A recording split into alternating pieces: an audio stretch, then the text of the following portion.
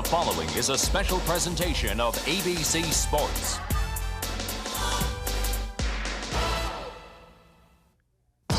There were 3 million paving blocks in 1911. Today, only a yard of brick remains. The 2.5-mile path is surrounded by steel and concrete, silent sentries to the history made here. It is a legacy of speed. Between these walls, the risks are great. Emotions come from both ends of the spectrum. The Indianapolis 500-mile race is quite simply a spectacle, a celebration of technology and humanity. Today, it celebrates the Diamond Anniversary running. It was no different when the track was first planned. The first 500 was the spectacle of its day. The giant track beckoned the best of the age, and 80,000 fans, many arriving by horse and buggy. Ray Haroon won the first challenge. Since then, the lineage has raced on. Men who share a special look, the brotherhood of the best. Down the years, they have sought a common goal, victory in the Indianapolis 500. In 1925, Pete DiPaolo averaged 100 miles an hour. Today, 220 is the standard. In the 30s, the cars led the technology, cast iron and shaped sheet metal. Today, titanium and carbon fiber define the ultimate racing machine. Space-age electronics now help tame the raging horsepower. Danger has always been a passenger. Like the track and the speed, it is a constant, ever present. It too is a part of the lure. Without that risk, the men are just ordinary. In a flash, a skilled drive transforms to disaster. But man can and does survive the machine. This spring has proven no exception. The fates strike at random. Rick Mears, one of the best. Mark Disbour, one of the rookies. Or veteran Randy Lewis. Each spent his moment over the edge. But man triumphs, as did Rick a day later, in a new car to take the pole at over 224 miles an hour. Now the heroes of this age wait. They weigh the odds, consider the risks, and they pray the dream today will be theirs. As much changes over 75 races, much stays the same. Skilled hands still lovingly caress and coax the ultimate performance. 34 years ago, A.J. Foyt was an apprentice. Today, he is a master, starting in the center of the front row. In '61, Tony Bentonhausen died chasing a victory. Today, his son may fulfill his father's dream. 26 years ago, the rookie stripes came off for Mario. Today, there are 4 Andrettis. Now the 500's first African-American and first Japanese will join the line.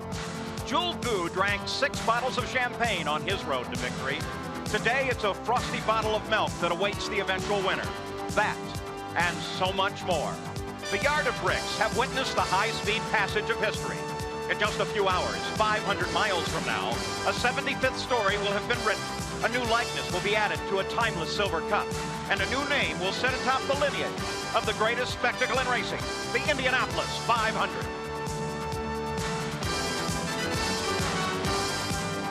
Live from the world's greatest race course, the Indianapolis Motor Speedway, ABC Sports presents the 75th running of the Indianapolis 500-mile race. It has been raining in Indianapolis early in the morning, but as you can see, the track is drying. The start might be delayed by just a few minutes, but it sets the scene for what should be a spectacular day.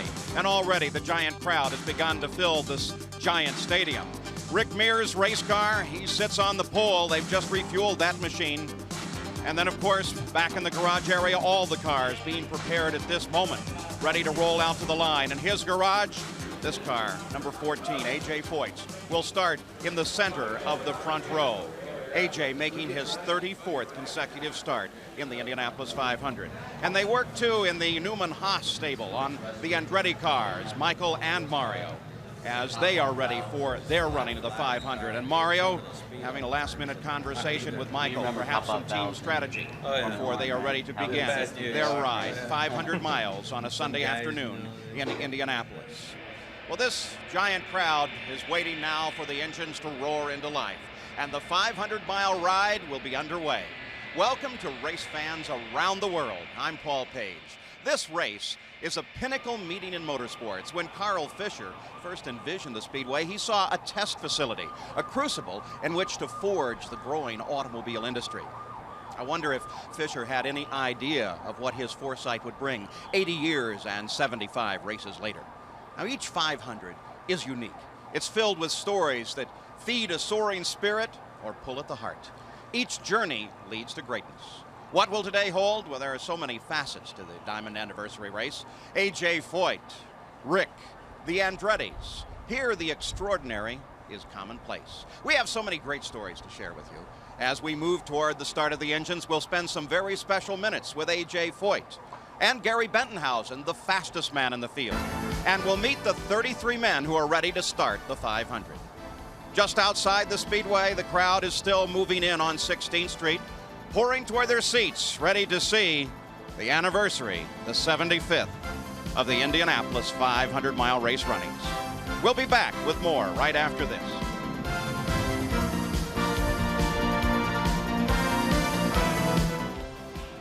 One of the great advantages to this slight delay in the start of the Indianapolis 500 is we can elaborate on many of the wonderful stories that are occurring at the Speedway this year.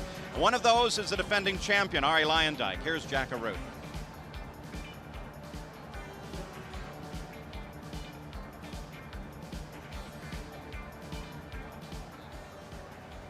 We're standing with Arie Luyendyk, a defending champion of the Indy 500. And Arie, a lot of flurry this morning because of the weather in the area. Now, you're back in row 5, that famous row 5 with Gary Bentonhausen and M.O. How will the start of the race come off? A lot of people are expecting you to make a big move early. Well, it all depends how the start develops. I think we can only, make a decision on what happens, and we'll just play it by ear. If the track opens up and there's room for me to go to the front, I'll go to the front. If I need to take my time, I'll take my time. It's hopefully going to be a 500-mile race today and not a shortened race. And with 500 miles to go, we have plenty of time. Some of the crew were saying there's not a patient bone in Arie's body. That's why we like him so much. He's aggressive. Remember 88 when you started back in row 5? What happened on lap 1? Well, I basically went from 15th to 7th place in one lap. But, you know, I didn't have the equipment I have now. I know that my equipment, I can win with my equipment. Back then, I wasn't sure if I could win, so I had to do the best I could. And it's a whole different ball game this year. I think I have one of the best crews out there. The RCA car is running great, and with CNG as a new backer, we should be doing really well this year. A defending Indy 500 winner, Arie Luyendyk, back in row 5. Alongside him is a guy standing with Jack Arute. And Jerry, this man has been beaming all month. He is the fastest man in the field with Buick V6 power. Gary Bentonhausen, who has such a long, historic relationship with the Indianapolis Motor Speedway. This has been your month, Gary. Well, yes, Jack, you said I was the fastest driver in the field. I think I'm just driving the fastest car in the field. The race car has really been fantastic all month, and you know, I owe thanks to a lot of people. My car owner, John Menard, mainly for having faith in me last year, and our sponsors, Glidden, Crestline, and Ruan. They've just been fantastic to me. But you're back in that 5th row. Now, that makes the start a little hairy. We've seen some crazy starts here. Are you at all concerned, and how will you approach it? No, I'm not too concerned, because I think everybody that's starting in the first 5 rows, well, all the race drivers in this field are good race drivers, and I don't think anybody's going to do anything foolish at the start. Now, with the weather back and forth the way it has been the last couple of days, we've had intermittent rain showers. And does that change your strategy at all, the possibility that this race may not go 500 miles? Do you look at it differently? No, it sounds like the window is going to be long enough that we can get the race in, and we'll have our crew in contact with the weather, and we'll watch what's happening around the area. And we're going to have to stay close to the leaders, though, that's for sure. You're beginning to tighten up a little bit. You were real loose the last couple of days, but there seems to be a little tension brewing. No, not really. This place, I know it's a job and it's a business, and I've been here many years, and I don't change just because it's race time. Paul? Gary Bentonhausen has done it so many times before. Of course, he referenced the start. It's one of the most spectacular moments in sports, but all of the drivers study it carefully, because when things go wrong, they can go very wrong, as it did in 1973.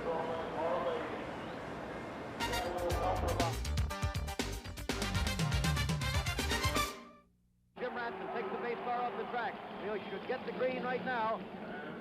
Doesn't look like a repeat of last year's start. No, it's a good one. And here they come. Bobby Unser going for the lead. Johnny Rutherford right alongside him. Rutherford down low, but Bobby, there's a terrible crash on the home stretch. There are several cars involved. We can't see the numbers, but it's been a bad crash on the start. It was in the middle of the field somewhere. Incredible thing. Explosion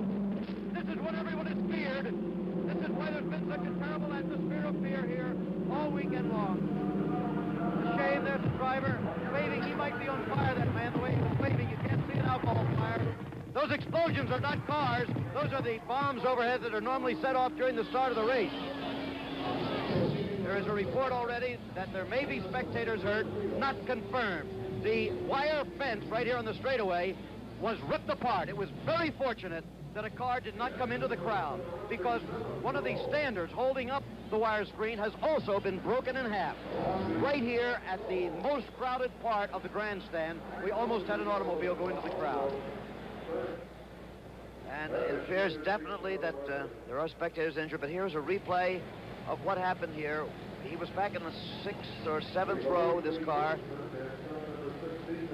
Conjecture that it might have been Salt Walter, but watch, there's a car going, starting to the right. Right there, and look at this.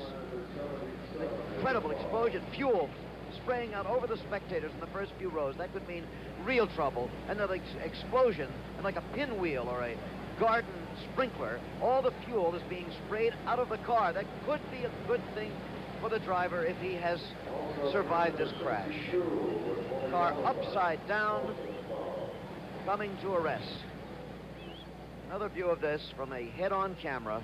And again, you will see how the cave started in Indianapolis only 7 seconds after the start of the race.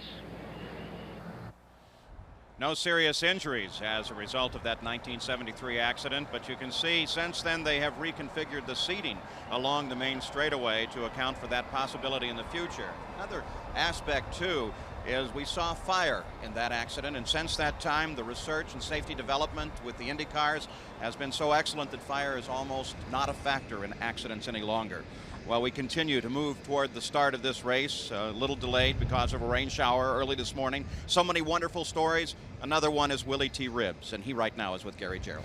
Indeed, it's been a tremendous story. The emotion of qualifying day for Willie T. Ribbs. I know this has been a lifelong dream to make this race. The moment is almost here. It's been delayed a bit. What kind of emotions have you gone through this morning leading now to your first ever Indianapolis 500? Well, it was raining, so I got a little extra sleep and just took it easy. You know, when it's time to race, you go race, but prior to that, you relax and don't worry about anything. Nothing's going to change other than the weather.